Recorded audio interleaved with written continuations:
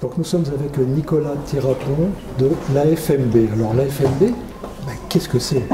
Alors l'AFMB, c'est un acronyme qui veut dire architecture et fonction des macromolécules biologiques. C'est un nom un peu barbare, mais les mots importants c'est architecture, c'est-à-dire c'est la forme en 3 dimensions, et la fonction, à quoi ça sert. Les macromolécules biologiques, c'est toutes ces petites molécules qui sont dans notre corps et qui vont servir un peu à tout et n'importe quoi. Le vivant fonctionne avec de toutes petites molécules. Nous, ce qu'on cherche à voir, c'est ces molécules, à quoi elles ressemblent, parce que quand on sait à quoi elles ressemblent, leur forme nous indique à quoi elles servent. Donc on essaie de voir en 3 dimensions des choses qui sont infiniment petites. Et donc pour cela, on a besoin de méthodes telles que la cristallographie à rayon X. On enferme des protéines, donc des petites molécules, dans des cristaux. On projette des rayons X et ensuite on projette, grâce à un ordinateur, on reconstitue l'image en 3 dimensions des protéines. Et on peut étudier ce résultat pour voir à quoi ça peut servir. Donc c'est un laboratoire de recherche? C'est un laboratoire de recherche. L'exemple qu'on utilise le plus fréquemment, c'est celui du virus de la grippe, où dessus, le virus de la grippe, il y a des petites protéines qui servent à s'accrocher à nos cellules. Et grâce à la forme bien précise de cette protéine qui s'accroche à nos cellules, on arrive à trouver un leurre qu'on va mettre à la place, un médicament, comme le Tamiflu.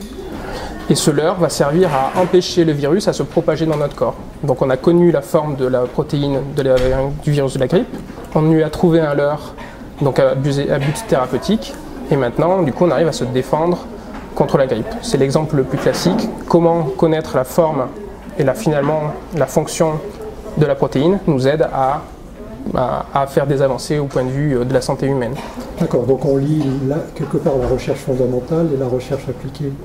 Oui, nous on est dans la recherche très fondamentale. Une fois qu'on a trouvé notre résultat, ça va être transmis, ce savoir, à des laboratoires qui eux vont valoriser ça. D'accord, donc on est vraiment dans une démarche très complexe qui demande des compétences très fines. Quel est l'intérêt pour l'AFMB d'être dans une démarche de vulgarisation? Au sein du laboratoire, ça reste quand même une lutte, puisqu'il y a beaucoup de chercheurs qui sont pour la recherche exclusivement fondamentale et qui ne prennent pas le temps. Mais il y a toujours une petite partie des chercheurs qui, eux, veulent transmettre ce savoir. C'est ce goût de la transmission du savoir que l'on retrouve dans les quelques chercheurs de la FMB qui sont présents dans les différents soupes des sciences et qui vont avoir envie d'expliquer, faire quelque chose de très compliqué avec des mots simples pour que finalement on comprenne qu'on est des gens comme les autres. On a juste une spécialité et cette spécialité, on peut l'expliquer à tout un chacun et arriver à lui faire comprendre pourquoi on fait ça. C'est ça aussi. Vous avez le sentiment parfois d'être vu comme des extraterrestres?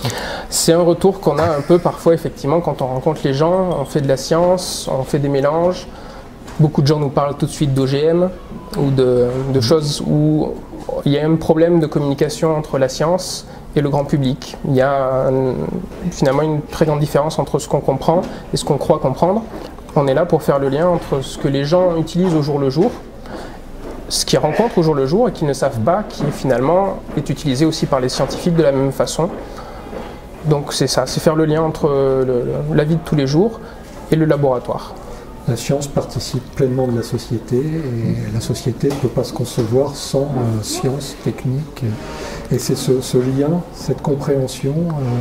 Alors, est-ce que c'est compliqué pour vous, cette fonction de vulgarisation? Parce que vous n'avez pas une formation d'enseignant ou d'animateur? Si, moi je suis maître de conférence à l'université de Aix-Marseille, donc j'ai déjà cette fibre de transmettre le savoir. Mais c'est vrai que transmettre à des étudiants qui sont là, qui sont formés pour ça, qui sont en attente de ça, c'est quelque chose d'assez évident, puisqu'ils viennent pour cela. Par contre, aller chercher des gens dans la rue, effectivement, ou des gens qui ponctuellement n'ont pas l'occasion de se renseigner, et qui par hasard nous croisent, et vont se dire, tiens, si j'ai 5 minutes, si j'essayais de regarder ce qui se passe à côté, si j'essayais d'apprendre quelque chose, de voir si je ne peux pas me divertir aussi avec de la science. Et c'est pour ça qu'on fait ce genre d'événement. C'est pour arriver à proposer quelque chose de ludique et en même temps apprendre, comme quand on donne des cours à des étudiants, on ne peut pas être que fondamentaliste et expliquer des choses brutes. Il faut être ludique, il faut arriver à intéresser les gens pour que finalement l'apprentissage soit un amusement aussi. Alors on voit bien ce que vous pouvez apporter à la population qui vient fréquenter ces lieux comme le Souk des Sciences. Est-ce que ça vous apporte quelque chose, ce contact avec le public? Je pense qu'on a effectivement des retours intéressants, des gens qui viennent nous voir des fois en nous disant c'est bien ce que vous faites, ça sert à la société. C'est quelque chose qui nous rassure parce que souvent les chercheurs, on vient nous voir aussi en nous disant on vous paye avec notre argent, avec nos impôts. Quand est-ce qu'on va voir le retour de ce qu'on fait? Parce que finalement, les gens savent qu'ils payent des impôts, mais les gens ne voient pas le retour vraiment. Ils ne voient pas que les médicaments sont conçus parce que derrière, il y a eu de la recherche aussi fondamentale, où parfois on ne savait pas ce qu'on cherchait, et au final, on a trouvé quelque chose d'intéressant. Donc la recherche, parfois, c'est un travail de fourmi, c'est mettre une petite brique dans un édifice, et mettre une brique, c'est peu. Avant d'avoir un mur qui soit construit, une maison qui soit finie, il faut qu'il y ait eu beaucoup d'étapes, c'est long, ça demande aussi effectivement de l'argent. Et oui, il y a un retour du public qui, a priori, et ça c'est négatif, on donne des sous pour vous et on ne sait pas ce que vous faites. Donc c'est un moyen de faire un retour aussi vers les gens pour leur dire on travaille, on fait des avancées et on peut vous montrer qu'est-ce qu'on fait, on peut vous montrer que ça peut être intéressant et puis ça peut aussi donner à des enfants, puisqu'on croise beaucoup de parents qui viennent avec des enfants, leur montrer qu'est-ce qu'il peut y avoir d'intéressant à faire dans la science. Et éventuellement éveiller des vocations. C'est ça. Il y a un besoin de vocation de votre point de vue?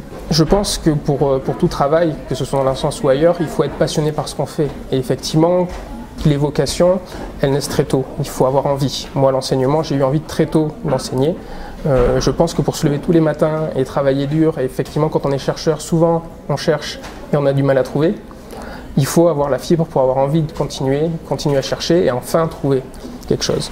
Donc il faut cette vocation, il faut cette envie, et ça commence tout petit en s'émerveillant sur des objets préhistoriques ou sur des astres et de l'astronomie, ou comme chez nous, sur le microscopique et la visualisation en 3 dimensions. Merci beaucoup. De rien.